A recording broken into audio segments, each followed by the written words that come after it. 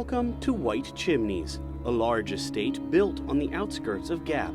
The oldest part of the house was built in 1718 as the Francis Jones Tavern, and it was the last stagecoach stop between Philadelphia and Lancaster. Lafayette stayed here. We're fairly sure that the first time around Washington may have just stopped here. Benjamin Franklin would have slept here. And various other members, for instance, of the Continental Congress.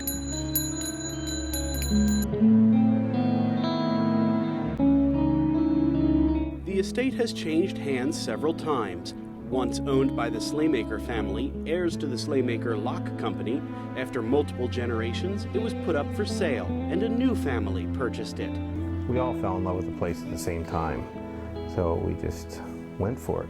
This was literally our last stop. We were going to pour our heart and soul into this last property. Together with their in-laws, the LaCourte family jumped right in to making their home livable once again. The hammers started to swing, and that's when the old house began to reveal its darker side. On my side of the house, I will hear footsteps, and several times I've gone to the door, and of course no one was there.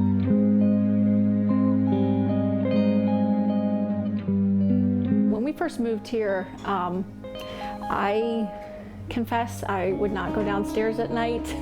I just could not bring myself to do it. Even to this day, the children kind of move as a group. Strange noises and even smells still persist throughout much of the house, including the occasional smell of tobacco. None of us smoke. We don't smoke cigars. We don't smoke pipes. Don't know where the smell comes from, but every now and then we will catch a whiff of that. Now that renovations are complete, the old home has a much different feel. Perhaps it was scared that its past would disappear, but now with a loving family inside, the house is more at ease.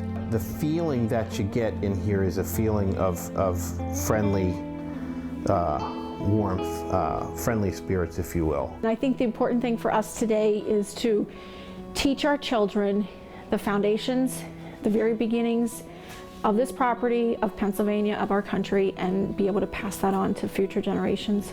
You've seen the building, and you've heard their stories. Now it's time for you to decide. For Haunted Lancaster, I'm Peter Taraborelli.